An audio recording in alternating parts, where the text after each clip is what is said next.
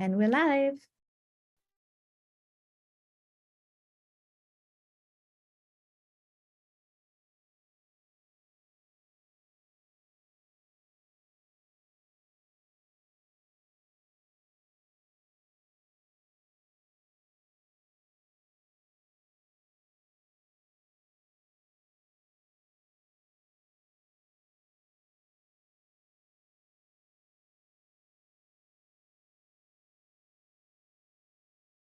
Hi, good morning, everyone. And thank you so much firstly, to Taco Media for facilitating this discussion of a topic that is very close to my heart. Thank you for everyone joining to help with this discussion. Tabile, Ron, and myself have had a chat about this, and we're really very keen for this to be an interactive session. So please put up your hand if you have any specific questions, or pose questions in the chat box or in the question box, and we will take them as they come along. Just a minute, please.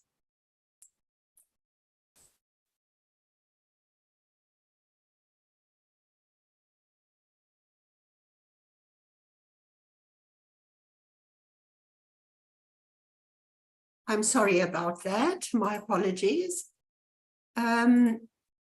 So my name is Tarina Vlok. I am the Managing Director of Elite Risk Acceptances, a wholly owned subsidiary of Old Mutual Insure. We specialize in the non-life insurance of high net worth individuals.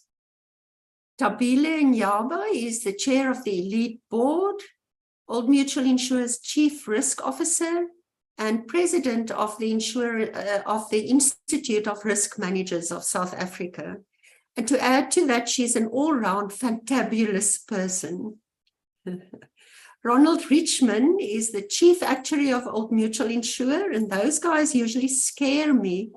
But he's a very, besides the fact that he's one of the most clever people I've ever had the privilege of meeting in my life, he's just a nice guy as well. Thanks, Tabs and Ron, for joining us and having this discussion on the topic that I think is very important for us to delve into this one. So if we could ask you to put up the first poll, please, Alex. What do you consider the top 3 risks facing insurers in 2023?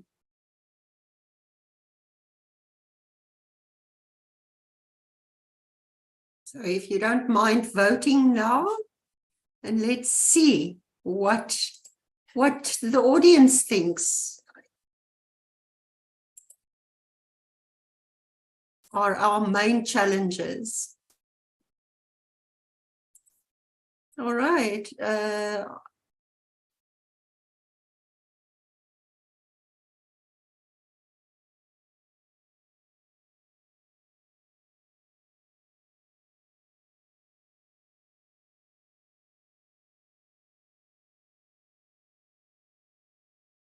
Okay, I think we can take down the question and wait for the results. Just give us a couple of seconds and then we can get, yeah, Ron, right up your alley, right? Right up your alley.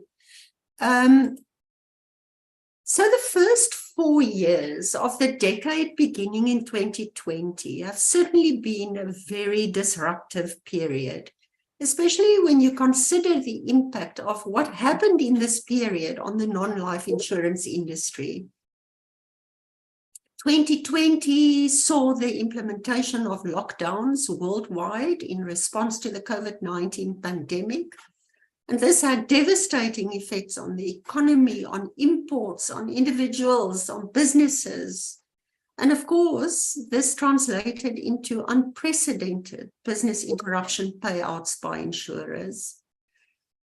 The war in the Ukraine started in Feb 2021, and it had a severe impact on costs of imports, especially on certain foods. This, combined with extremely stringent and extended lockdown periods in China, helped escalate inflation to levels way outside the Reserve Bank's target levels. These, amongst other factors, contributed largely to the current cost of living crisis we're all facing, and insurers are feeling it in the rising average cost of claims, especially on motor claims, where we've seen escalations of, for a couple of years now, we've seen increases of between 15 and 25%. And then, of course, July 2021, the KZN riots caused untold damage to properties and infrastructure, whether they were insured or not insured.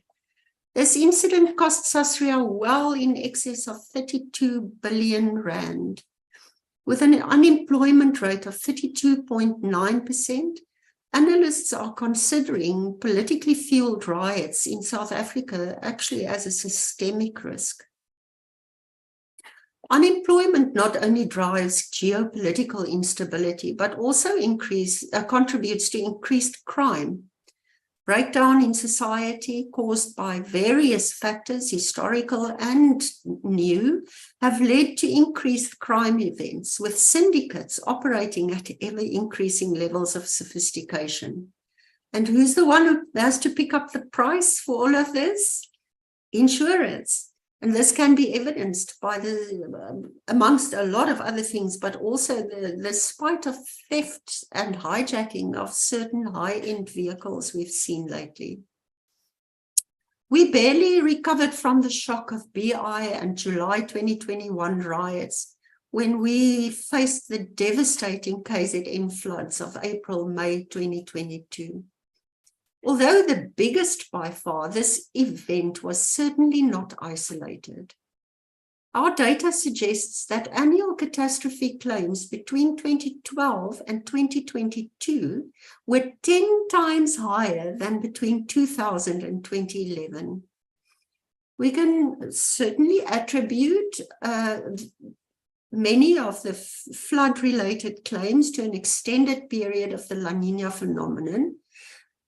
But we know that it is always followed by the El Nino period, which is evident with extremely high temperatures that we see in the Northern Hemisphere this summer. So whereas extended periods of heavy rainfall bring water and flood risks, dry periods with high temperatures have their own risks. Who remembers the Knysna fires of 2017? The COVID-19 pandemic also brought with it astronomical advances in digital capabilities, combined with the work from home or hybrid working models. This introduced new and increasing cyber risks, which insurers had to respond to. And then, of course, who can talk about risks in the South African insurance industry without referring to failing infrastructure, and specifically the demise of Eskom, and with it, the associated risks of grid failure and the matter of load shedding with its varied levels.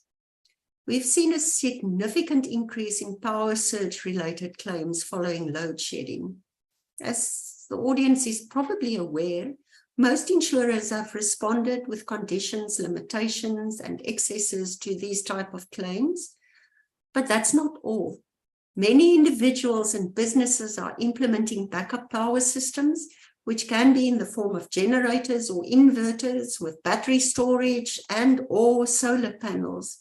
And this brings new risks. And these are brand new risks, which we don't necessarily have the data for.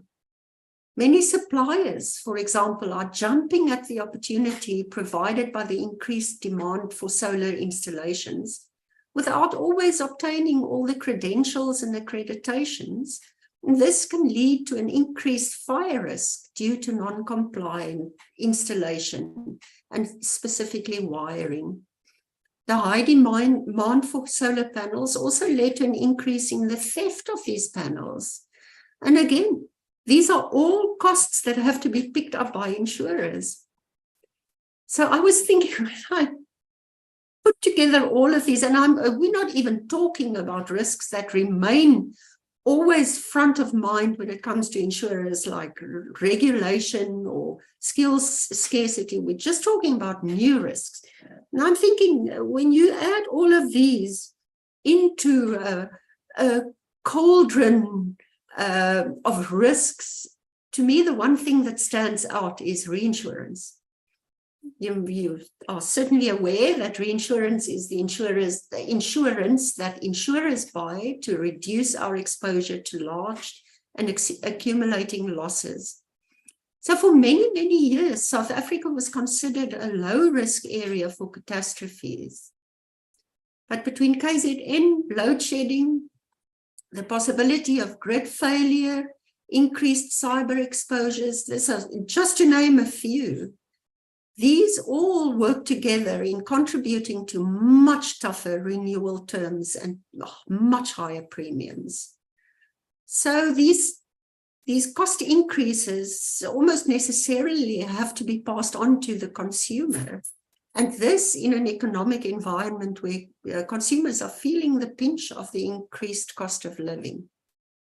So how do insurers respond to this scary mixture of risks and issues that we face on a daily basis? Tabile, what are the top risks for South Africa as identified by IRMSA, and what is the impact of these risks for the insurance industry? Thank you so much, Tarina, and great rising to each and every one of you that is on the call. Happy Monday and the rest of the week. So Tarina, you actually have touched on quite a lot that has been said or identified by IRMSA. Maybe just to share, the IRMSA has just prepared the IRMSA SA report for 2023. You just let me know if you guys are able to see what is on my screen. We can see, thanks, Tabs. Perfecto. All right. Yeah, so I mean, the biggest view of IRMSA really is that we are, as a country, we are facing polycrisis. Others are even calling it permacrisis.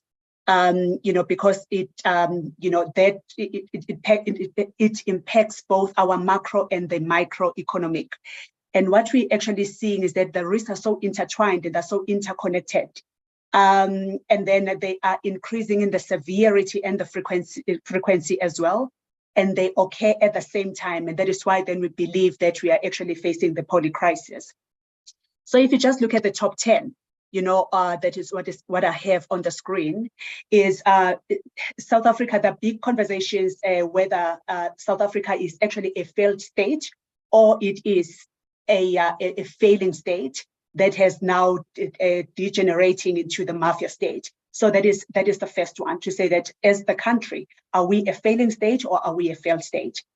And that, I mean, all these other risks that we've got there, they link into the top one. So other risks that we've identified, you've already mentioned, it's the increasing unemployment and livelihood and the livelihood crisis. So what we always say is that, the issue of unemployment is no longer a government issue, for instance. Us, even in the insurance industry, if unemployment is increasing, who is then going to be our customers? Who's going to be our future customers? And the third one is the failure of the public infrastructure. It goes without saying that we're talking about the water, the electricity, which is linked to the last risk of the potential grid failure. But also it talks about, the infrastructure, the things like the roads, for instance. We know the potholes and things that actually impact us as the insurance industry. Economic collapse, I need not say much about that, slow or next to zero growth in our economy. The disruption in the digitally enabled services. So what you're talking about there is our inability as a country to build the secure, resilient and reliable digital services that could result in a lot of big scales. Climate change and climate action failure, exactly what we, that's what the poll indicated to be the top risk for our industry. It is also definitely a top risk for the country. Geopolitical instability, I mean, as it is now, firstly, there was a grey listing that occurred beginning of the year, but now there is this thing that is hanging over us, the potential sanctions. Well, they call it secondary sanctions potentially that could be that's still hanging over us. And then obviously that is informed by a lot of the relationships or our neutral stand when it comes to the Russia and the Ukraine war. The next one, it talks about the fraud and corruption that we continuously face in the country. We know about the different reports that have been identified and being tabled, but really there's no consequence management. And obviously, and the fact that we are still currently sitting in the task force list, from the grey listing perspective. Social security, we know that there's quite an increasing reliance and the number of people that continuously rely on the social security by the government. And then the question is that, are we really going to be able to sustain that? And then the last one, we've already spoken about it, it's the national grid failure. So what we've done in here is that, all the ones that have got those little triangles, we are saying these are the risks that I believe that they impact the industry in the big way. And that is why then we also say, I've included the poly crisis there to kind of like indicate that, all these things, they intertwine, they integrate, they're interdependent. So if they happen, which is what we are seeing now, happening at the same time, pushing beyond just the boundaries and pushing beyond, it's no longer like a South African issue, it's a global issue, it's national, it's the entity itself, organization, the industry, the country, the region, the province, the continent, and even globally. So we are really seeing this, our risks being intertwined. So what I want to highlight here, Terina, is that all of these risks, one element that we hardly ever look at is the impact of all of these risks on human beings, on us as citizens, us as employees. There's a report that I read. It's a mental state of the world report. South Africa was ranked the last in that report with regards to the mental state. So we then saying all of these things have got a huge impact on us as people. And then obviously the question is that at what point are we going to reach the breaking point? So, which is why then I'm just going to continue then, Tarina, which is why then I really believe that we need to pause and remind ourselves that, guys, the risks and all these threats, or rather maybe let's just stick to the risks, has got, I call it the three sides of a coin. So just like a coin has got a head and tail, there is this middle, the middle part, which I call resilience. So now the risk is about the threat, it's about the opportunity, but it's also about the resilience. It's inevitable that we're going to continuously face these challenges. We're going to continuously face these disruptions and this crisis. But then we just need to think differently and act differently in order for us, to be able to survive and push through. The biggest observation that I have seen is that all these crises and the disruptions, they are actually not new at all.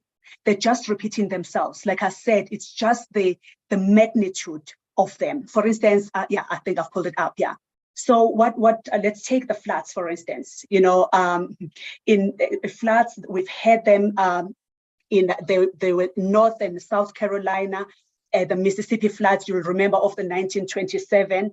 And if we bring it closer to home, you'd remember that in KZN in September 1987, they were the deadliest floods that we have faced, as the country. So we've had these things. If you look at the wildfires, you'll remember the California wildfires and the Australian wildfires in 2006, 2007. And if you bring it closer to home, the Knysna fires of 2017 as well. Load shedding that we are facing currently, it started late 2007 and went all the way up until 2008. Financial crisis, we're talking about all these, the cost of living as it has been identified. All these things, financial crisis, they happened in 2008. So really what I'm saying here is that between the fact that they're going to continue happening and the fact that these things have happened already, then I think the biggest opportunity here is for us to learn the lessons from the previous experiences. We've got the playbook of the scenarios already. We just need to leverage the progress that have been made, and we need to benchmark with those that have navigated or that have gone through that and start to plug it back in here. I then also believe that victory comes from finding opportunities in problems. So we need to seize the opportunities because they're multiple. I actually believe that limitless opportunities that just lie beneath the surface of the polycrisis that we are facing. Let me give you a typical example of what I'm talking about. Take, for instance, the power outages in South Africa. They accelerated our transition to green energy. We now have got the booming solar installation, and we've got an emergence of innovation, and we've got the new platforms of the in-demand tech skills. We've got the new SMEs that are now becoming the cornerstone, not only now becoming cornerstone, but they are coming in and they remain to be the cornerstone of our economy, and they contribute significantly into our GDP growth and job creation. So it was about, okay, we're facing the power shortages, but what opportunities can we get from that? And then it's this acceleration into the green energy. Unemployment also as a risk. We know young people are also now starting not to only wish to go through the what you call the mainstream of employment, being employed by the likes of the old mutual and the likes of the elite, but they're starting to create their own entities, and by so doing, they're bringing in so many people, to employ them. They're creating their own little economy. Yes, sometimes it might be an informal economy, but it's still an economy. It's still solving some of the challenges that we are actually facing. So lastly, maybe then before I hand back to you, I just want to my point of this, the threats and the opportunities and the resilience, and with zooming into the opportunities. Let's look at our own big risks that we are facing as an industry. The first one was definitely the climate change, which I totally agree on. I will be approaching it from the sustainability perspective. I've got Ron, my half there. He will be talking from the actuarial side of things. But I want to use that as a typical example. As an insurance industry, we have been able to navigate through these unprecedented times, of all these things: COVID, the floods, high inflation, power outages, you name it. But the way that you've been doing it, it's around maybe de-risking, exclusions, increasing the prices. My view is that is not completely sustainable. We've got so much technology. We are in the era of the digital space. We can use the technology to help us. I know maybe Ron is going to talk about it, what we're doing from the flood perspective. So if we de-risk and exclude, I believe that yes, we are protecting our margins, current margins, but we are potentially losing the future revenue. So my take or my challenge to the industry is it not then possible for us to collaborate? Because the biggest thing is around collaboration. Shouldn't we then collaborate to actually come up with all these innovative ways? The one that I speak about in every platform where I can possibly talk about, it's what it's called the sponge cities. So, when we do that, we're not only kind of like dealing with the here and now, but we're actually solving the future problems now. The reason why I just love the sponge cities so much, Tarina, it is because, maybe just to give a bit of a background as to what these sponge cities are, but it's the infrastructure that minimizes the flood impact. So when it's flooding, there is the infrastructure. It actually sucks the water, and some of evaporate. The other amount of water gets retained so that it can be reused as well. So you see that those such things, they could be expensive. That's what I'm realizing. They could be expensive, but they will be able to solve the El Nino and the La Nina, because the sponge cities are very much resilient to the droughts.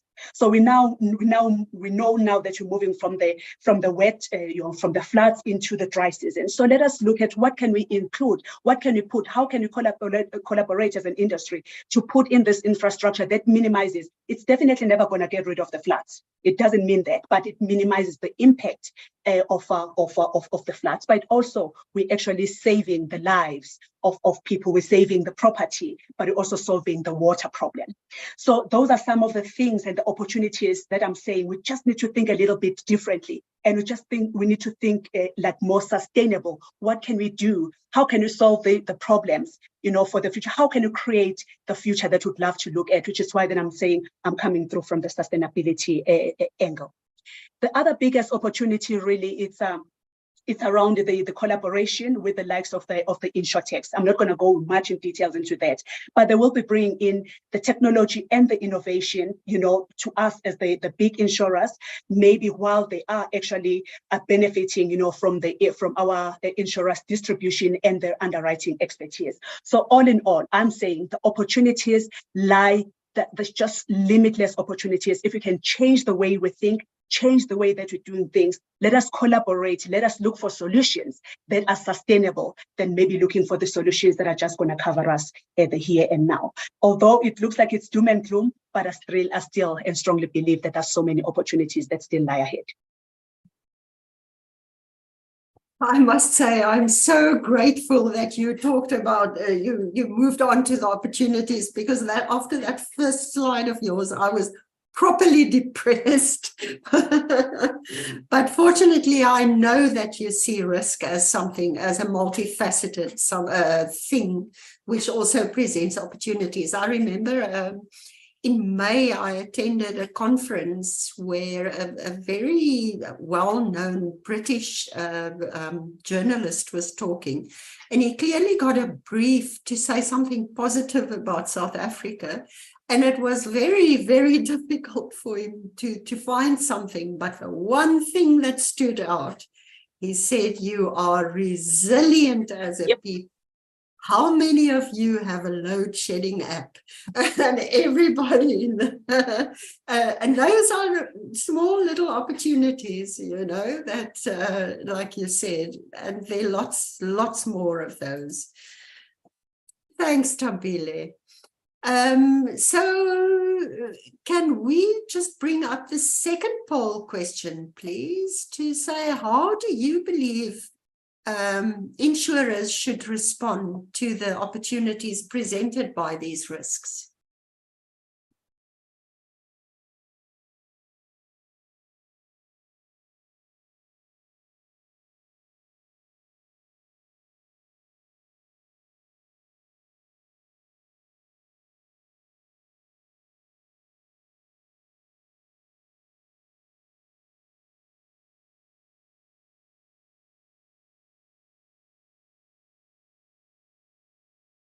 Okay, thank you. There aren't that many options, so I think that's enough. Can we see the results, please? I'm very keen to see. Most of the audience agrees with you, Thambile, that we should leverage technology as an enabler. Thanks a lot, guys. Yeah, so these literally stormy times that we are finding ourselves in, obviously necessitated insurers to do something, because we obviously still have a mandate to operate a profitable business. So from a product and underwriting perspective, we put in place several measures to mitigate most of these risks. One of the most talked about, of course, is the grid interruption or grid failure exclusion that every insurer brought in, and that was because of the exclusion on the treaties. Cyber losses, we excluded cyber losses, again, a treaty exclusion. Then insurers started responding to load shedding losses by implementing various mitigating measures, which include conditions, limits, excesses, pricing interventions. And in response to the increased theft of certain motor vehicles, most insurers started insisting on early warning tracking devices in high-risk vehicles, no matter what the value. But the one thing that keeps boggling my mind or keeps bothering me is surely we can't just price against natural disasters, because that will mean that certain areas are just becoming inaffordable. So Ron, how do you, from an actuarial perspective, mitigate the increased risks brought about by changing weather patterns?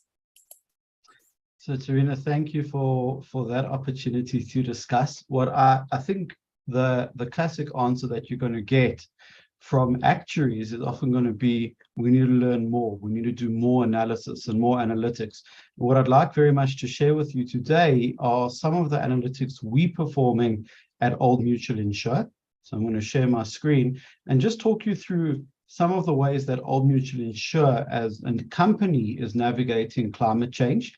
And through this, I hope we'll be able to trigger some interesting questions with our audience and panel, but also really lead to a greater understanding of what are we seeing, what are we trying to do to understand climate change better, and then at the end we can discuss, well, what can we do to offer new products and not just price for this risk.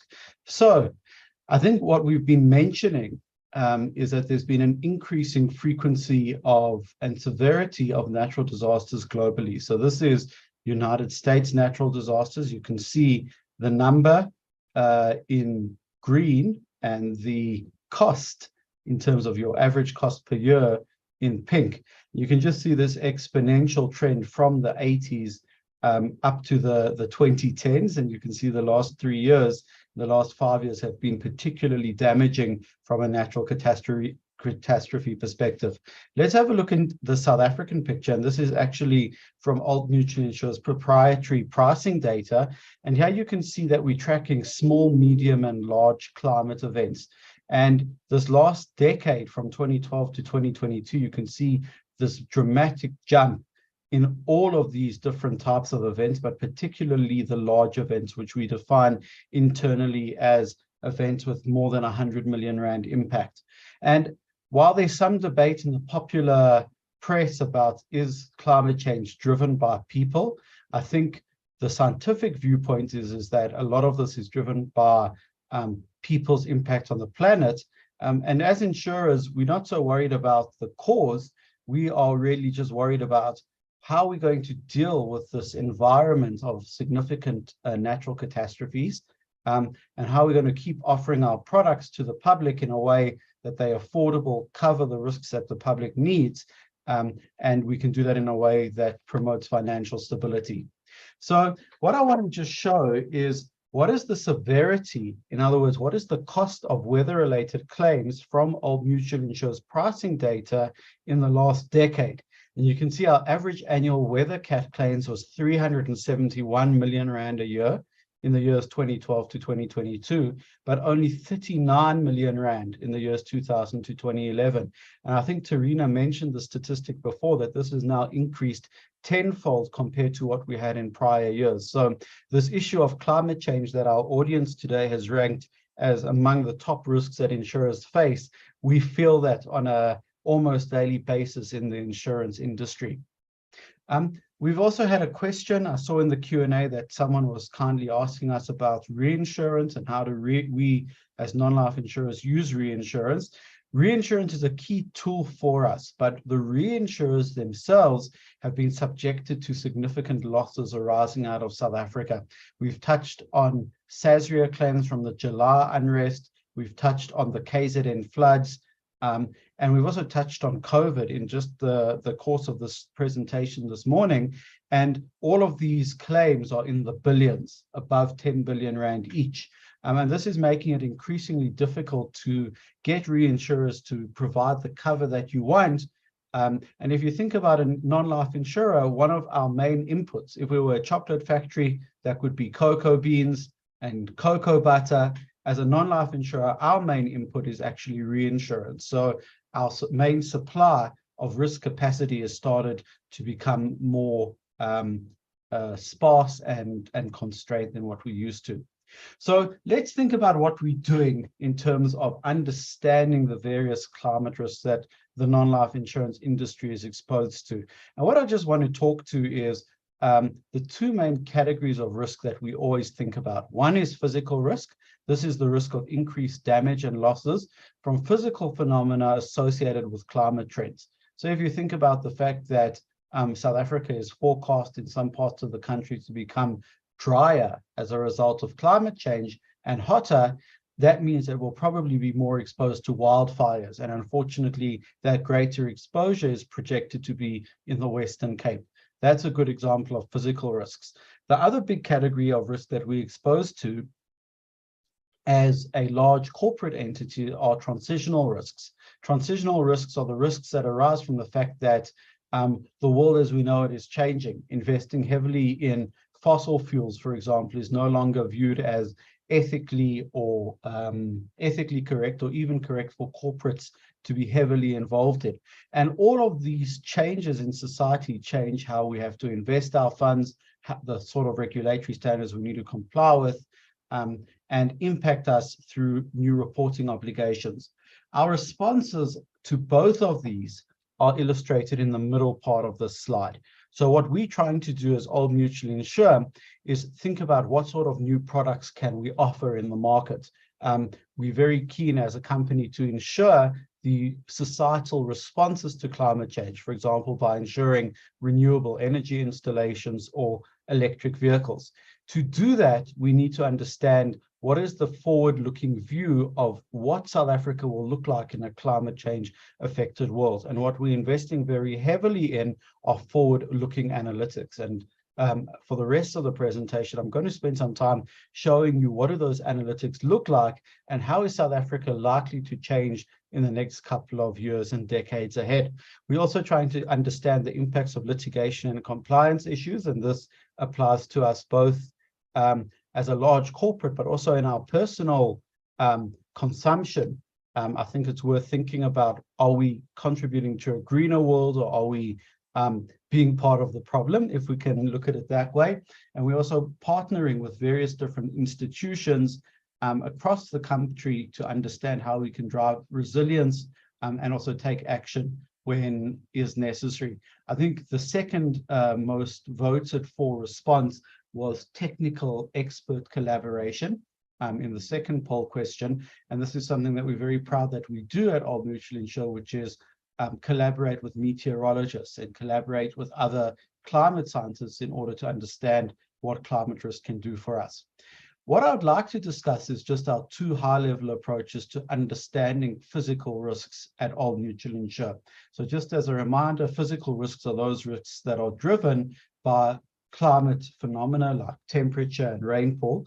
And we have two views on this. One is called the macro view, where we take a big picture view across South Africa and run catastrophe models, which shock the Old Mutual Insure insurance portfolio. And what we try to do is modify those catastrophe models to take climate change into account. We also are now taking a micro view, and the micro view is enabled by a lot of the modern advances in machine learning and artificial intelligence that you may have heard about. What we do in the micro view is we take our very granular and detailed climate information that's now becoming available to us from satellites, link that with our insurance experience, and try and understand how do climate-related effects impact our insurance portfolio. And we'll also show you some very interesting views of that in just a minute. So let's start off with the macro view, which is this view, what's happening across South Africa. And what I'd like to introduce to you is one of the main tools that we use in the non-life industry, which is something called catastrophe modeling. Catastrophe modeling is the science of making probabilistic predictions of risk due to natural and non-natural catastrophic events. So that's a bit of a mouthful. How do we do this is exactly what we're going to be discussing in the next couple of slides. Our basic goal of using catastrophe models is to predict losses to property from major catastrophic events. And this can be both natural events like earthquakes, hailstorms, floods, but also unnatural events like terrorism or riots. And what we're trying to answer with these models, as we understand the evolving risk landscape, is where can future events occur? How big can these events be? How often do we expect them to occur? And then once they do occur, what's the potential damage and insured loss that we might encounter? So as you can imagine, this is one of our main tools for understanding and navigating the sorts of risks that we have in a modern environment. So why do we do this?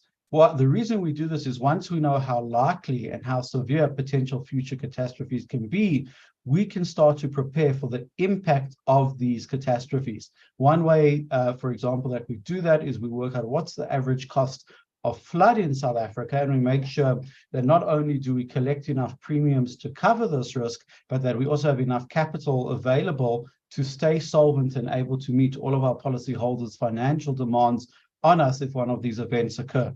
Just looking at the types of risks that we model: hurricane, flood, earthquake, hail, wildfire, and winter storms. In the last 2 years, the only one that I can't think of us having had a significant one is really hurricane. We had a blizzard in South Africa, a blizzard in Johannesburg about 2 months ago. Floods, the KZN floods. We've had a significant or relatively significant earthquake event in Johannesburg. Hail is something that hasn't affected the market as much recently, and wildfire, thinking back to Knysna. So from all of these perspectives, I think we've experienced a lot of these types of risks. Let's now talk a little bit about climate change risks. How do these relate to the sorts of catastrophes that we've been discussing? So climate change creates changes both in how often or how predictable these sorts of events are, but also how extreme these events can potentially be. So let's talk through some of those. If we think about rainfall patterns changing, we've had 3 very wet years due to the La Nina event, which was mentioned by Tarina before. But as the rainfall patterns change on the longer term, that could lead to more droughts and also making it harder to predict flood events. It also leads to changes in storm activities and may expose us to much more extreme storms on the eastern coast of South Africa. These long-term changes also mean that the environment that we inhabit is going to change. Something that's been happening, and it's quite remarkable in the United Kingdom, is they've had these very, very hot summers, these heat waves during summer. And then there's a lot of subsequent subsidence claims that the insurers are getting because the ground has dried out and houses are now starting to sink and crack.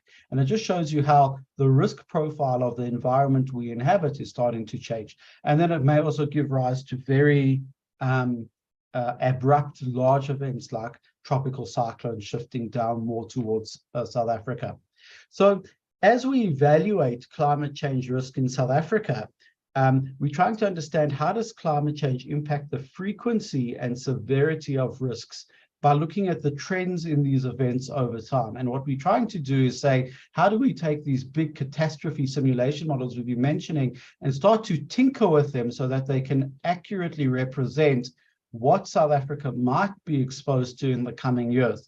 On the bottom right-hand part of the slide, we show a map of where wildfires have occurred a lot in the past. You can see the Cape on the bottom, on the southwest part of the country, but also around Gauteng, there's been quite a lot of wildfire events. And what we'd like to understand, for example, is how does our wildfire risk as a country, as a society, and as an insurer change as the climate conditions underlying wildfires start to change? So let's think about how we can actually do this. What we're showing on the right-hand part of the slide is cyclone tracks in the Mozambique Channel in the years 1969 to 2009. And you can see that only very rarely do these cyclone tracks, which are represented in green, come down south towards Durban and towards KZN. But what some climate scientists are now becoming significantly more worried about is as the oceans warm up, particularly the South Indian Ocean, that these climate patterns are going to start shifting down. And what we take into account when we model the amount of capital we need to have available to pay claims is that Durban may, for example, start getting affected more often, still a rare event, but more often than it would have by significant cyclones. What I'd like to deep dive into is flood risk, because we've just had these tremendous floods in KwaZulu-Natal.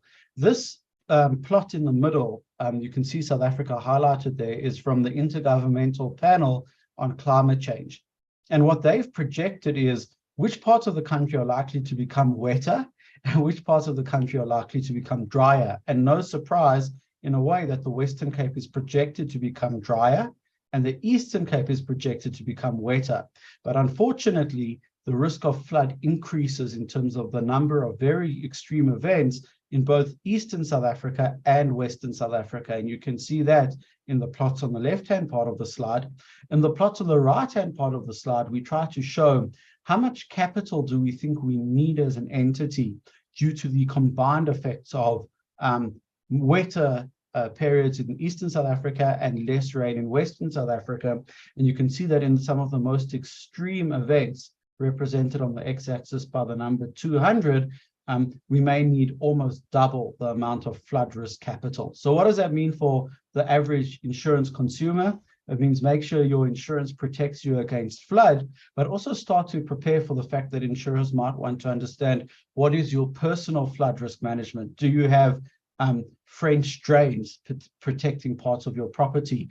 And those are the sorts of things we need to think about as people living in South Africa, that we need to also take proactive risk mitigating steps for our properties. What we're now going to talk to is a little bit of the micro modeling. So this is just a picture of one component of Old Mutual Insure's portfolio. How is it scattered over South Africa's geography? You can see in Gauteng, we've got a significant number of policies. In Cape Town, maybe our second biggest part of our portfolio, and then Durban. And this is a very common picture that you see for all insurers in South Africa. What we've now done is we've collected a very large precipitation data set with the help of experts from WITS, from the University of Pretoria, and the University in Zurich. And what we're starting to do is look at how has precipitation changed in South Africa over time. That's the blue-colored plot on the left-hand part of the slide. You can see we've had some very wet years, which shouldn't surprise anybody. I sometimes feel like Johannesburg is now becoming like a rainforest during summer. And you can see how this has affected the various different provinces. The Northern Cape is often drier, but all of the provinces have experienced more rain than usual. Now, what I'd like to do just before we go to the next slide, this is going to be an animation. We're going to show on the left-hand part of the slide, what has the precipitation been over time in each province? And on the right-hand part of the slide, we're showing in red times when we've had high loss ratios. And let's just let it run a little bit.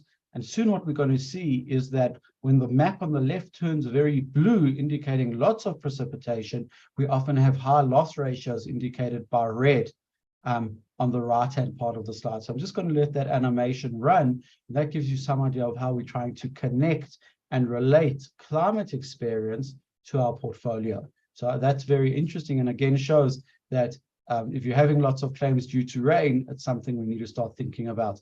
Just want to show you a little bit of results. I'm not going to go into the full details of machine learning because that's not the topic of today's talk. But what we're trying to quantify is how does, for a particular policy holder, what's the chance of claim and how does that increase as the amount of precipitation in the surrounding area increase?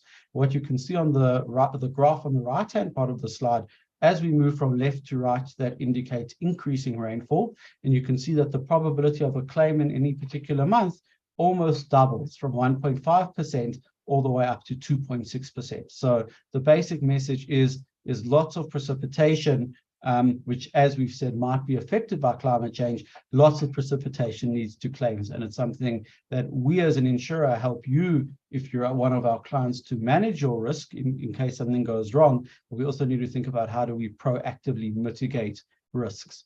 So with all of this analytics, what's still keeping us up at night at Old Mutual Insure?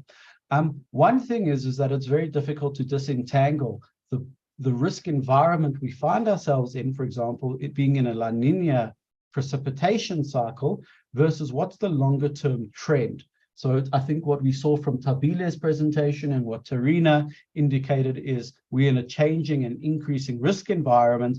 Is a particular flood due to climate change, due to La Nina, or just due to everything. It's also very difficult to link climate change directly to both our risk as an insurer, but also the risk that our policies out in the market represent, and building that analytics requires significant bespoke work. We had a question about reinsurance. Reinsurance, which has been very much affected by natural catastrophes in South Africa, but also globally, reinsurers have raised their prices as a result, and that means there's a global transmission mechanism. A flood in Europe suddenly starts to affect insurance prices in South Africa, and it shows how interconnected we are from a risk perspective, and then understanding the correct timescale. If climate change only unfolds over 10 to 15 years, what action should we all be taking as a society today? So just a couple of conclusions on the risk of climate change. I think climate change is going to be a topic we're going to hear more about and not less. As a company, Old Mutual Insure, and all of our subsidiaries are investigating how we can understand current and future causes of risk to our clients.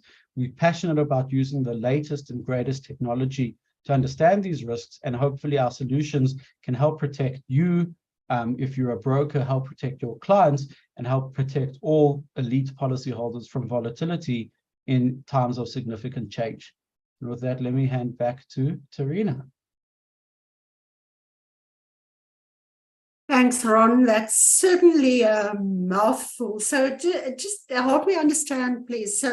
So you are using historical data as well as our own historical data, as well as collaboration with experts, with meteorology. What's that word? Meteorologists. Yeah, that one. And as well as machine learning to build predictive models for our future rating. So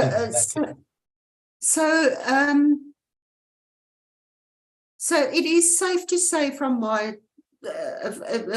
understanding, that when looking at that very cool animation that you showed, that in certain areas it is very likely that the water, the component of your rating structure, will increase quite significantly. Correct. So I think the same so with a fire component. Exactly. So what insurers need to do is make sure we're pricing for risk. And as we start to understand that risk in certain areas is increasing, so too we'll need to change our pricing structures.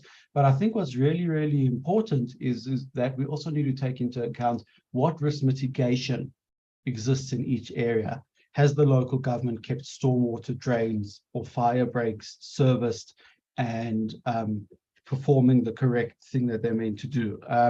Have policyholders installed flood mitigation or ensured that their properties are clear of long grass? And all of those sorts of things will also in the future allow us to credit policyholders with taking the right risk management action. And this starts to touch very much on the themes that Tabile was talking about. How do we build resilience and understand resilience as a society, but also as people living in a climate affected world? And how do we, as an insurer, build that into our pricing models to make sure that if people are taking the right risk management steps, we're giving them full credit for that? You took the words out of my mouth, because to me that brought it right back to your point, Tabile, of collaboration. And I know insurers are also working hard to collaborate with the municipalities about infrastructure and about the maintenance of infrastructure. And so yeah, fantastic. The one thing that I'd realized as well, also looking at your presentation, Ron, if you want to look for good news in this tale that can be perceived as a tale of doom and gloom, these risks aren't necessarily unique to South Africa, but we're not the worst affected by them. Climate risk is at the top of the global risk for insurance, and it affects certain other areas much worse than us. I mean, I'm thinking of the wildfires in Hawaii last week, in Canada this weekend.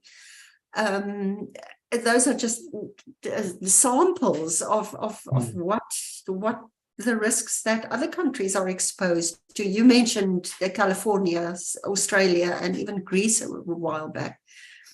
I mean, our Springboks are currently traveling to go to France, and France was subject to massive political riots this year. So we find that worldwide, the polarization of communities and political instability is contributing to social-political unrest. But the one thing that I've also noticed worldwide, there is, in the Northern Hemisphere, an old risk that's rearing its ugly head again, and that is a nuclear risk. At least we're relatively protected against that. And the cost of living crisis, elevated inflation, is felt worldwide. And it is showing signs of recovery, although in South Africa it takes a little bit longer because our food needs to be, additional power generation costs to our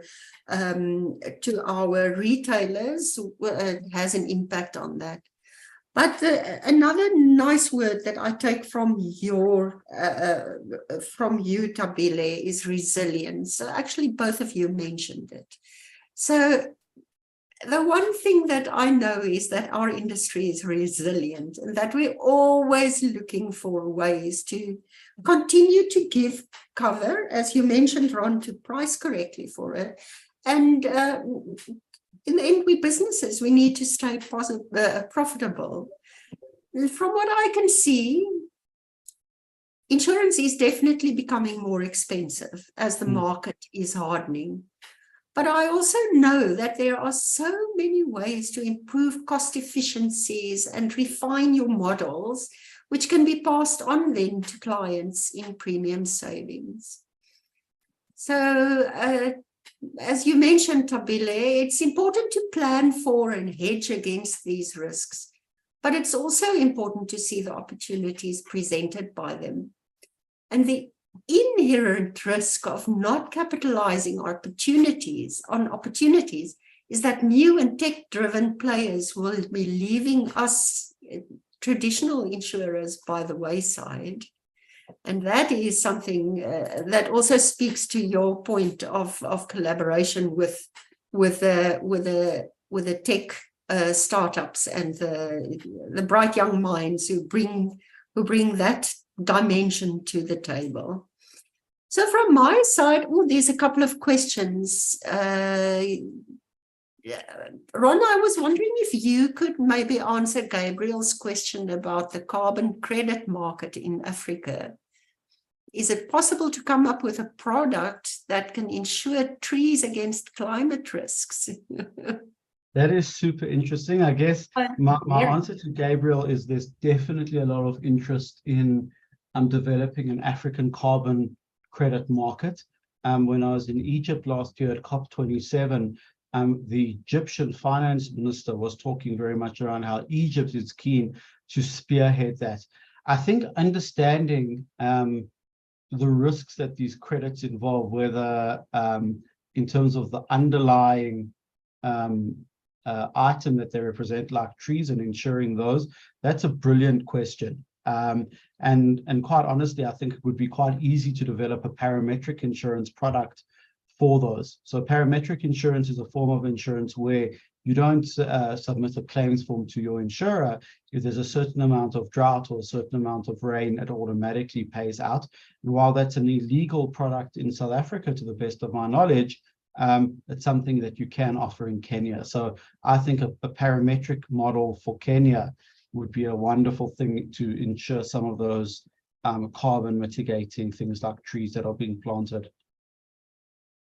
I think it's a fascinating idea.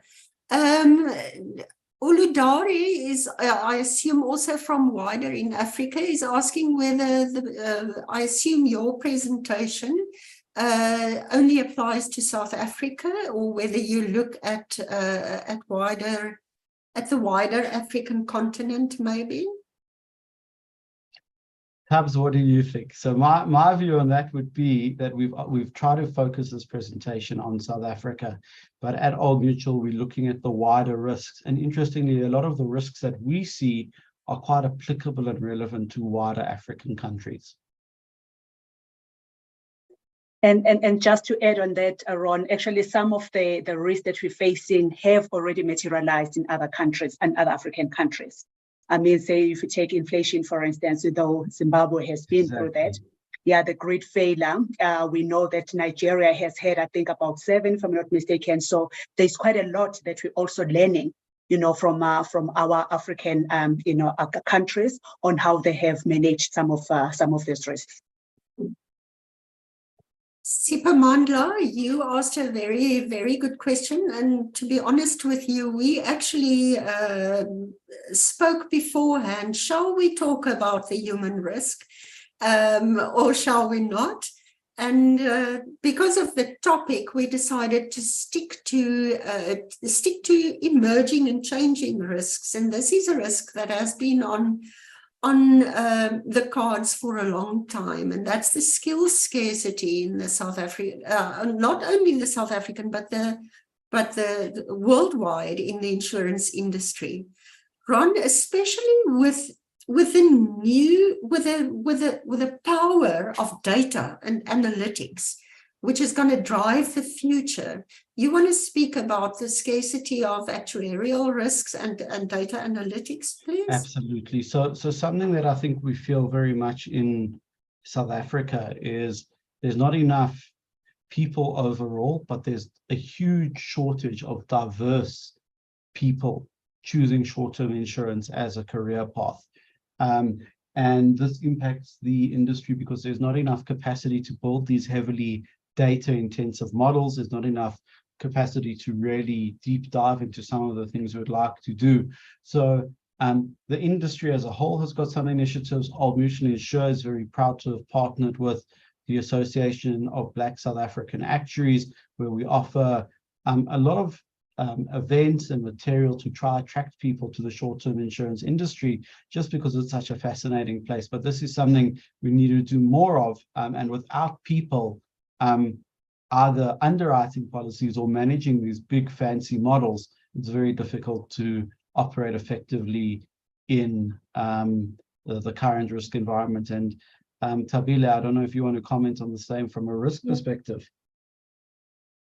Yeah, thanks, Ronya. If I look at Sipamandla's question, I genuinely believe there will always be the role of us as humans, even in the digital era, always will be.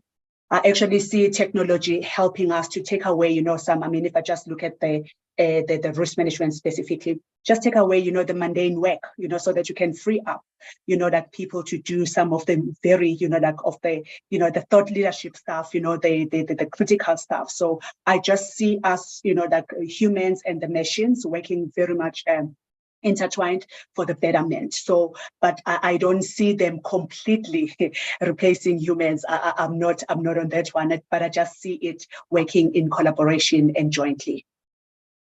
Absolutely. I couldn't agree more with you. Ron, I think the next question is for you. I think I could answer it, but you can. Do you have an internal climate modeling team, or do you work with external expertise? And what weather data are you currently using? So I think that's a wonderful question. We have a small internal team because our commitment to dealing with climate risk is very high. It's not just modeling. We have a risk component to it as well. And there's a great collaboration happening in both between the actuarial and the risk teams at Old Mutual, where we're doing a lot of internal work. We collaborate externally with universities and with leaders in the space globally. And we use a lot of satellite data. So I'm not going to go into the specifics here, but the person asking the question is welcome to give me a shout, and we can share some of the technical specifics on the sort of data. Then Edward wants to know, given the competitive nature of short-term insurance, are we looking at enhancing our product to ensure that cost versus value for money, we remain relevant? It is a fine balance, Edwin, and I would imagine you specifically refer to Elite. So Elite also had to respond to these emerging risks, and because we operate in a target segment that is highly desirable, there's a lot of competition, and unfortunately, the competition is on price, and that's how you compete, unfortunately, in this industry. So we are constantly looking, and our board is keeping us honest on that, constantly looking at ways to enhance our product to respond to risks, so that we don't only have to rely on pricing. So it is a fine balance, and always have to keep in mind what competitors are doing. I hope that answers your question. Don't know if you would like to add something to that.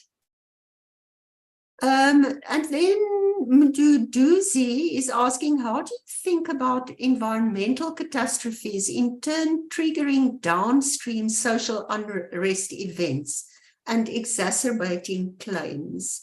Tabile, I think that maybe speaks to your area of expertise. Yes, thanks, Mduduzi. A very, very interesting question. So the big thing that we are really observing, like I've mentioned, it's this interconnectedness of all these risks or all these disruptions. You know, if I can put it that way. So what you would genuinely think, or what you'd ordinarily think it will not trigger another, it actually does.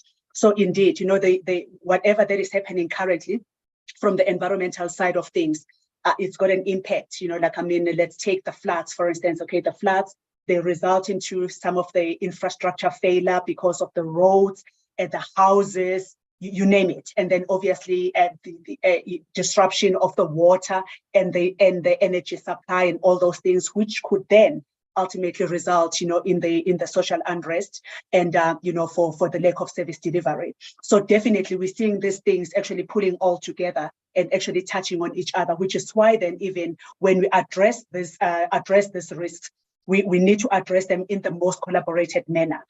We need to make sure that it does not just solve one problem, but we have to see, I mean, what other problems is this risk giving to, and how can we solve all these together, which is why then really the biggest thing that we are seeing that we need to be looking at is collaboration, and more collaboration. So yeah, because we can never solve just one, because it hits different one. And I'm also just saying as well, I've spoken about the lessons learned. I mean, even globally, some of the countries have gone through what we've gone through. It's an opportunity for us to just pick up the lessons that they have learned. Yes, we might not have the same infrastructure as they do, but we can start to have the conversations with them so that we can plug and play, you know, or rather take some of the things that work there and then implement. And lastly, we ought to be working in the preventative space. I also think that we're more reactive. You know, we wait for things to happen and then we react. I believe there's a massive opportunity for us to actually start to play in the preventative space. Some of those things could be a little bit costly, but it's better. Prevention is better than cure. That is just my belief. And obviously, I always believe that, you know, when nothing is certain, anything is possible, basically. Awesome, thank you. Now, Ron, finally, because I don't see any more questions, I just see one from Eddie. Now, we know the old principle of insurance, where the contributions of the many pay for the losses by the few, but this has moved to a more individual risk-rated methodology. So Eddie wants to know, he says underwriting each and every risk individually is the only way to get balance on premiums, which I agree with. Why do insurers not adopt the medical aid model, an annual increase and then, if required, additional increases per risk? I think it's such an interesting question from Eddie, because it really challenges the way that insurers operate across the world. I'll give you my intuitive answers why this won't work in non-life insurance. In medical and health insurance, your risk profile is quite clear. So in other words, your range of risks in any particular risk pool, once you differentiate by age and gender, settles down quite a lot, and your riskiest risk and your least risky risks, those buckets are much smaller compared to the main population. Whereas in non-life insurance, there are a much wider range of risks. So a young driver driving a very powerful car who happens to be male will have a very different risk profile from a young female driver driving a less powerful car who happens to be married. And those risk profiles are so incompatible that if you start to pool, what you find is that it acts more as a tax on certain members of the risk pool. And that will become very efficient from a societal perspective. And I think that's why in South Africa and most countries, non-life insurance is generally not highly regulated in the same way that medical aid schemes are, and pricing is really left up to the insurer. I think it's also very interesting to look at what happens when regulators take control of pricing and don't allow for this risk differentiation. So what we've seen in the last 3 or 4 months in the United States is that in California, which is very exposed to wildfires, and Florida, which is very exposed to hurricanes, where regulators have not allowed insurers to price for the risk, a lot of insurers have just shut shop and said, well, we're no longer insuring in California and Florida. And what that really means is it's no longer financially viable to offer products at the wrong price. And I think that's what I think non-life insurers would get if we started to have pooling like medical aids do. It just doesn't work from a risk profile perspective. I think that being said, where I feel the South African insurance landscape is a bit lacking is we don't yet have a plan for people who can't get cover. So let's say you are very, very risky as assessed by insurers' financial models or pricing models. There's no government offered alternative. And that's where the United States and Europe is ahead of South Africa, is that there is a government pool. And I think offering that sort of pool, particularly in the context of climate change, really makes a lot of sense if we think about could certain areas like KZN start to become uninsurable. And I think that's where we need to start having conversations with the government and with wider society to say, we don't want anyone to get left behind. How do we make sure everyone can have cover at least some sort of financially sensible price? Thank you very much. I don't see any further questions. There's nothing in the, okay. Are insurance companies allowed to include grid failure as an exclusion in terms of their terms and conditions?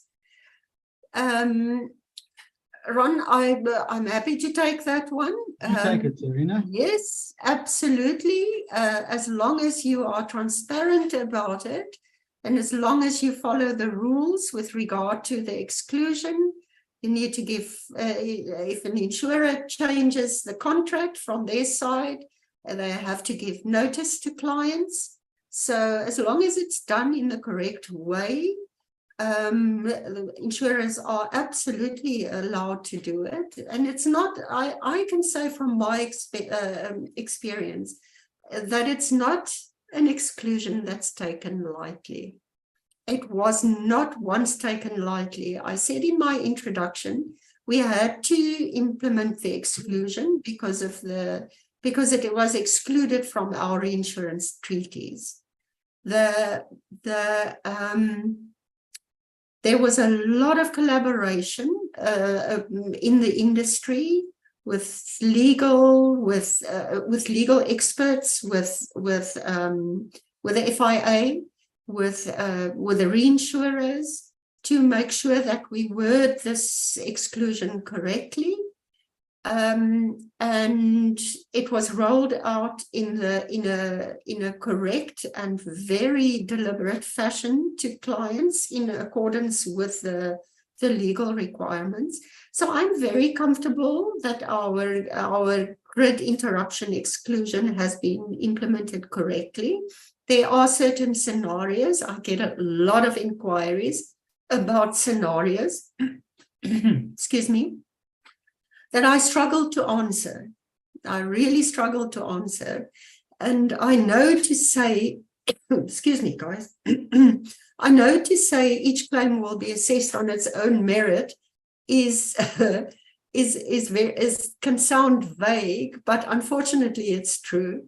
So I had a question this morning, for example, if grid interruption caused the alarm to not work, and